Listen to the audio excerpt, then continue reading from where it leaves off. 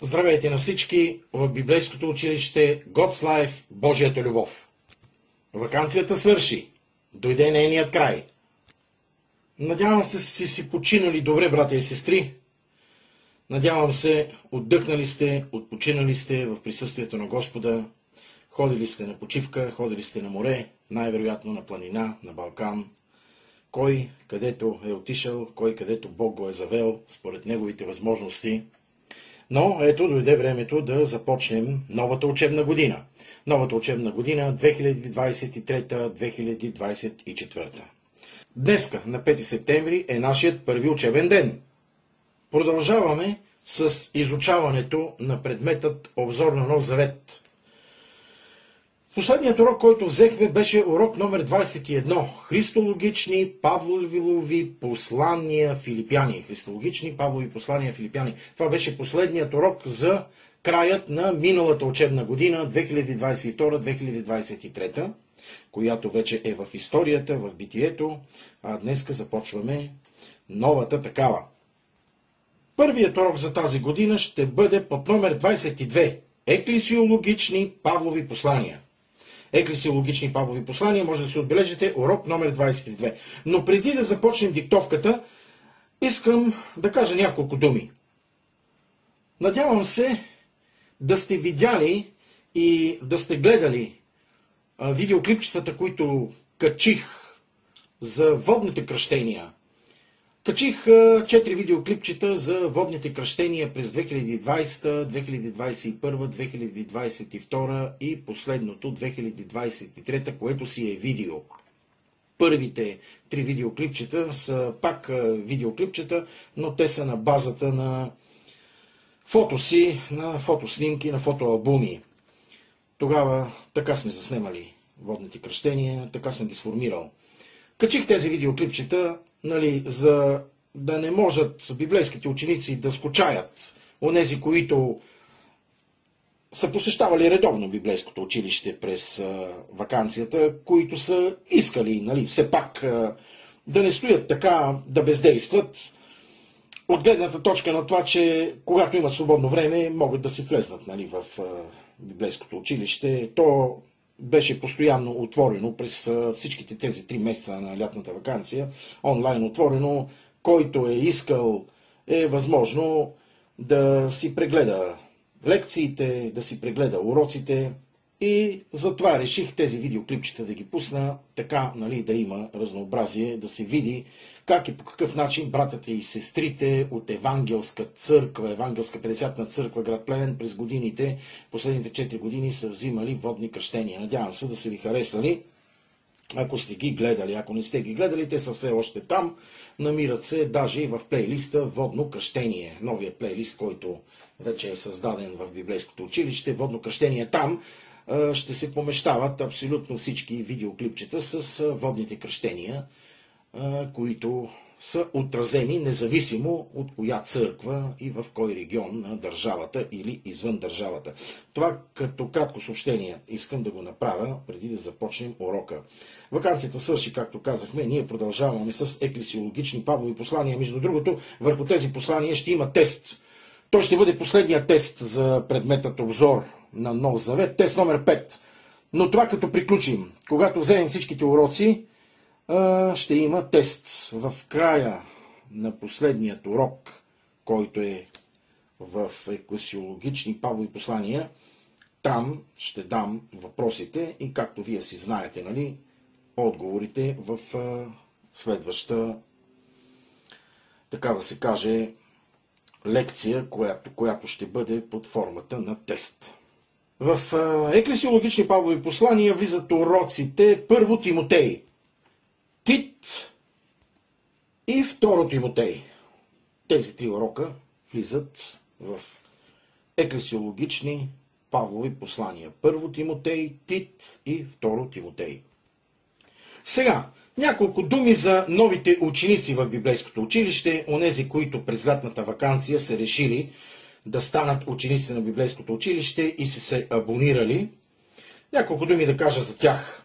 Тези думи съм ги казвал винаги, почти във всяко едно аудио ги казвам, в всяка една лекция, преди всяка една лекция, преди всеки един урок. Който има желание да разбере нещо повече за библейското училище, как то функционира, по какъв начин се взимат лекциите, уроците, тестовете, нека да отиде в плейлисти.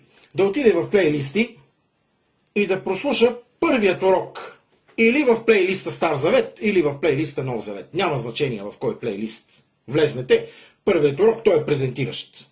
Първите уроци винаги давам презентация преди всеки един предмет. Преди да започне всеки един предмет, аз давам презентация около някъде 25, 30, 40 минутки.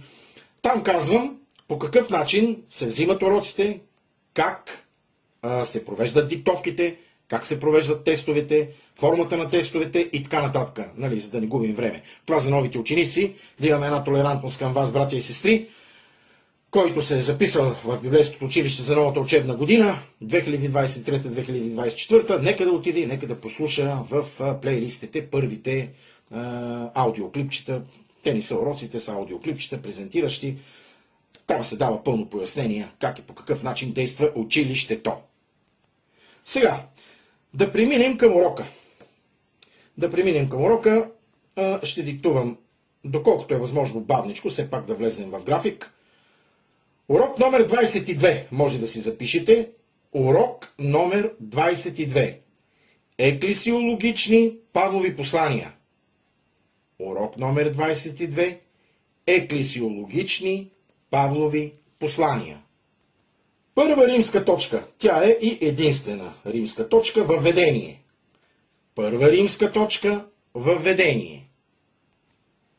Четвъртата група от посланията на апостол Павел е известна като пастирски послания. Четвъртата група от посланията на апостол Павел е известна като пастирски послания. Тези послания основно разглеждат неща, отнасящи се до живота и практиката на местните църкви. Тези послания основно разглеждат неща, отнасящи се до живота и практиката на местните църкви. Две от посланията са адресирани до Тимотей. Две от посланията са адресирани до Тимотей, който останал в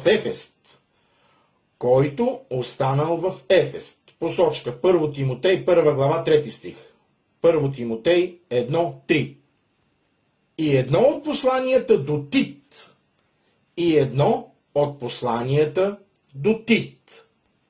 Който Павел оставил да наглежда работата в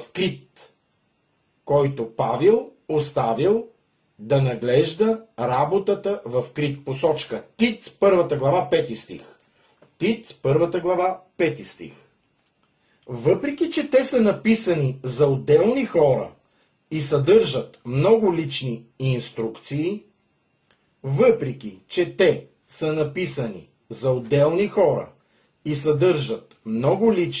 инструкции, относно тяхната специална задача,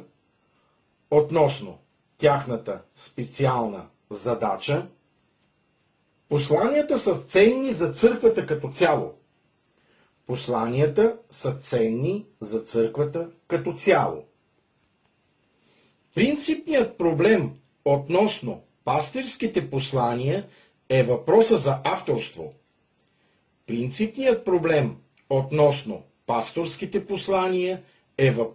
за авторство. Въпреки че ранната традиция е единодушна в твърдението, че Павел е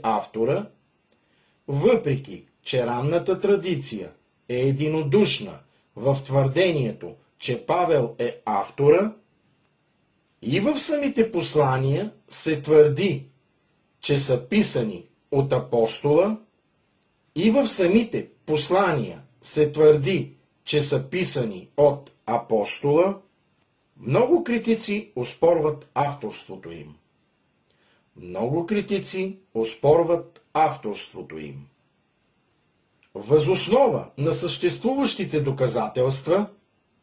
Въз основа на съществуващите доказателства, тези критици издигат няколко въпроса.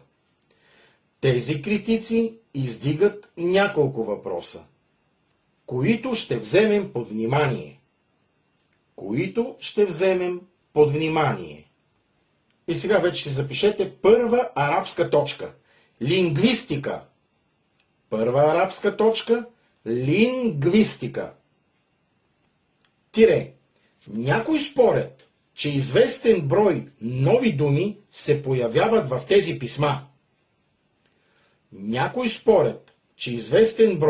нови думи се появяват в тези писма. И заедно с разликата от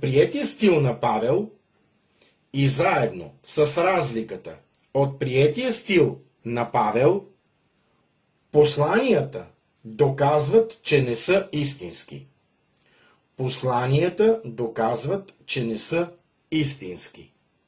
Обаче, новите идеи изискват и нови думи.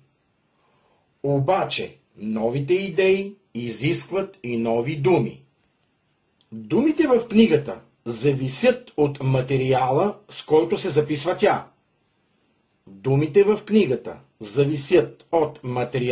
с който се записва тя.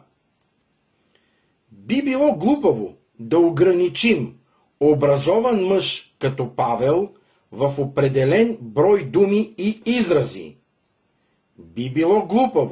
ограничим образован мъж като Павел в определен брой думи и изрази. По отношение на стила и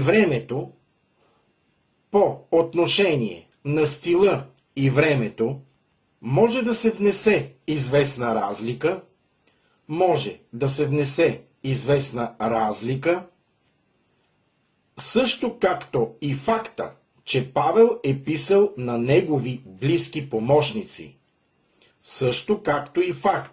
че Павел е писал на негови близки помощници. Ако това лингвистично възраждане се приложи към работите на Шекспир или Милтон, колко биха оспорвали?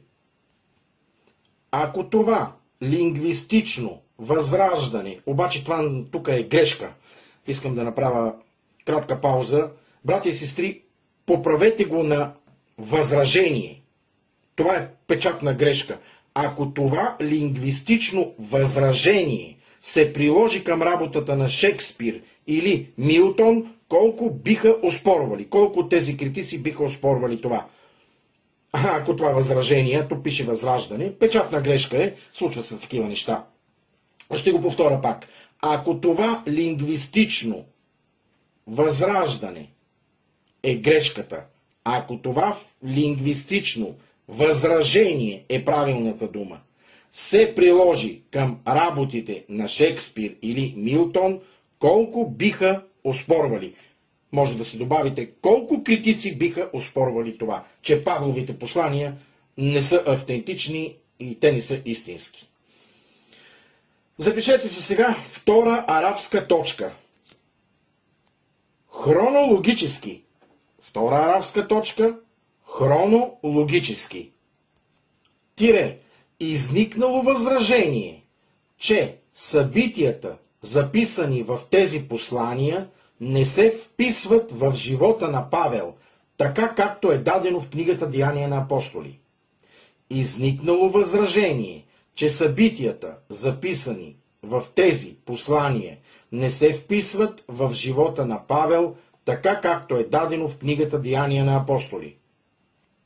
Така, например, Павел води мисия в Крит. Посочка. Тит, 1 глава, 5 стих. Така, например, Павел води мисия в Крит. Тит, 1 глава, 5 стих. И отива да прекара зимата в Никапол. Тит, 3 глава, 12 стих. и отива да прекара зимата в Никапол. Тит, 3 глава, 12 стих. Очевидно, отговорът на тези аргументи е, че Деяния завършва с Павловото 2-годишно римско заточение. Очевидно, отговорът на този аргумент е, че Деяния завършва с Павловото 2-годишно римско заточение. След като книгата Деяния била написана, Павел бил освободен от затвора. След като книгата Деяния била написана, Павел бил освободен от затвора и продължил служението си за още няколко години.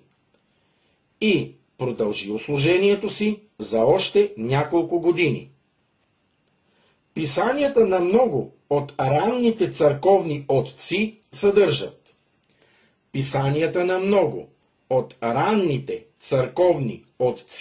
съдържат информация за Павловата продължителна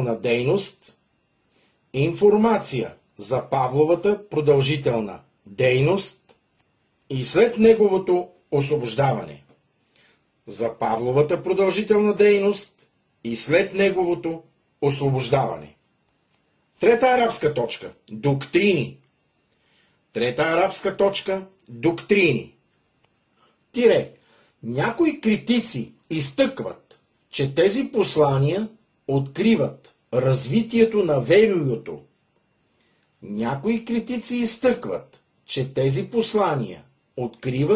развитието на веруюто.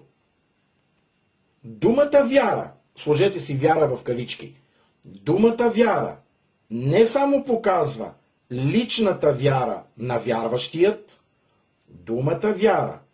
само показва личната вяра на вярващият, но така също набелязва вярата. Сложете вярата в кавички. Малко философски, думата вяра не само показва личната вяра на вярващият, но така също набелязва вярата. Да, дадени са и посочки за наше улеснение. 1 Тимотей, 4 глава, 1 и 6 стих. 1 Тимотей, 4 глава, 1 и 6 стих. 2 Тимотей, 3 глава, 8 стих и Тит, 1 глава, 13 стих. Прочетете си тези посочки, там най-вероятно пише за горе продиктуваното, което прочетохме. Продължаваме. Обаче, думата вяра, пак си сложете вяра в кавички, има определено значение.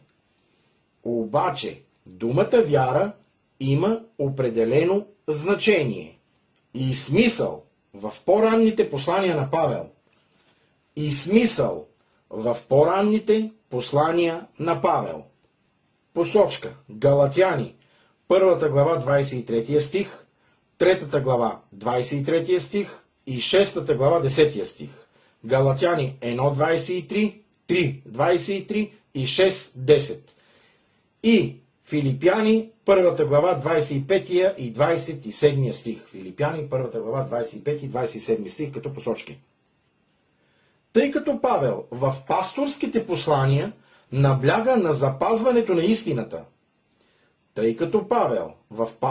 послания набляга на запазването на истината, която била открита, естествено, с наблягането на истината. Сложете си истината в кавички. Която е била открита, естествено, с наблягането на истината. Да бъде видяно. Истината да бъде видяно. Четвърта арабска точка. Еклесиастика. Еклесиастика.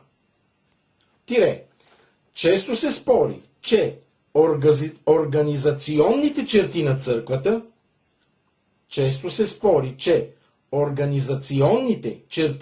църквата, открити в тези послания, са изпреварили твърде много времето на Павел. Открити в тези послания са изпреварили твърде много времето на Павел. Има споменаване на презвитери, епископи и дякони. Има споменаване на презвитери, епископи и дякони. Обаче, споменаването на тези служители не се отнася до монархическо епископство.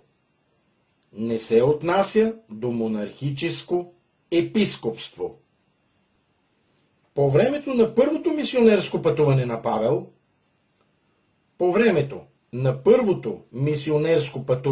на Павел, презвитерите били ръкоположени в църквите. Посочки. Деяния на апостоли 14 глава 23 стих. Деяния 14 глава 23 стих. Поздравлението в посланието до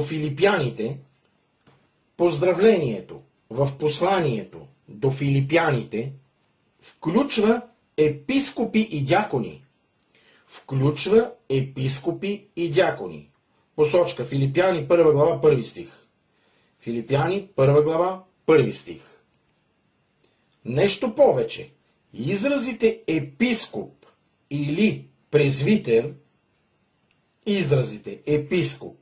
презвитер са използвани по такъв начин в Тит, 1 глава от 5 до 7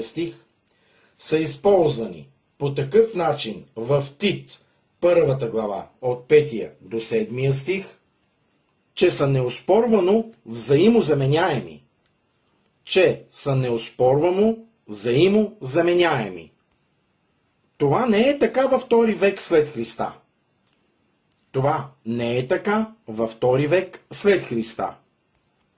Става ясно тогава, че няма реална причина за отхвърлянето на авторството на Павел за пасторските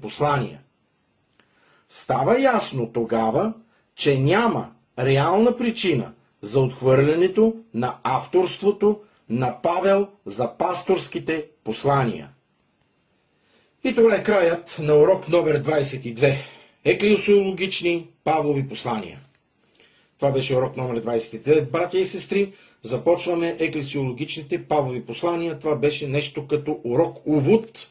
Следващия път, следващата диктовка ще бъде урок номер 23. Първо Тимотей. Може да си отбележите следващия път, когато ще имаме час в библейското училище, ще вземем урок номер 23, Първо Тимотей. А сега, нека в молитва да благодарим на нашия Бог за отминатата ваканция, за преживяното във ваканцията, за хубавите и лошите неща, които са ни се случили. Не можем само да благодарим на Бог и да обичаме Господа, когато ни се случват хубави неща. Спомнете си Йов. Трябва да обичаме Господа, независимо от това дали ни се случват добри или лоши неща. Дори още повече, когато ни се случват лоши, защото Бог се обхожда с нас и по този начин ни калява. Нека да благодарим на Бог. Господи Исусе, благодарим Ти за днешния ден. Благодарим Ти за Твоята любов.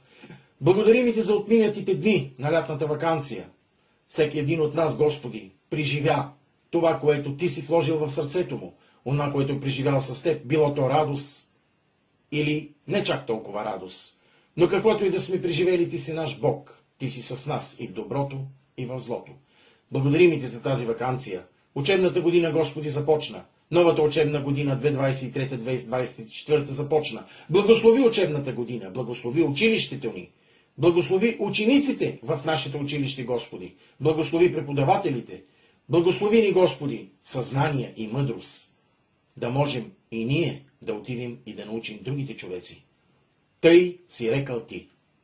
Идете до край свят и научете на това благовестие всички народи. Дай ни мъдрост и дай ни знание, Господи. Дай ни знание за Теб.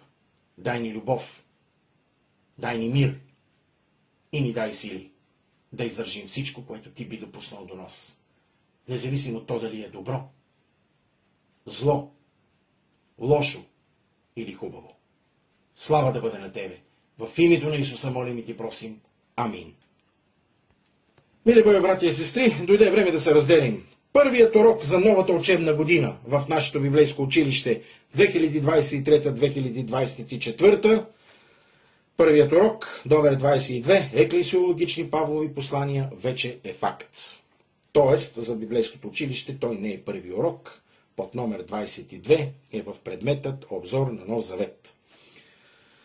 Следващият урок, казахме, отбележете си, урок номер 23 от посланията на апостол Павел, еклесиологични, първо Тимотей. Това е за сега, брати и сестри. Започна училището, следете развитието на каналът God's Life Библейско училище. Абонирайте се, ако не сте се абонирали, запишете се за библейското училище, да имаме малко повече знание. Това е добре. В Словото Божие се казва и пише: людите ми гинат поради няма незнание. Добре е човек да има знание, да има познание за Господа, да общува с Господа, да общува с братята и сестрите по правилния начин. Естествено, ако го правим по буква и ако го правим по урок и по закона, няма да се получи. Без Святия Божи Дух, без силата, без любовта на Господа, нищо от това, което учим, няма никаква стойност. Просто лист хартия, букви, диктовки и така нататък. Няма ли го Бог в сърцето ми, всичко това е безполезно. Така че нека нашият Бог да бъде в нашите сърца, винаги, во веки веков, тук на земята и там, горе в вечността. Пожелавам ви всичко най-хубаво до следващия път.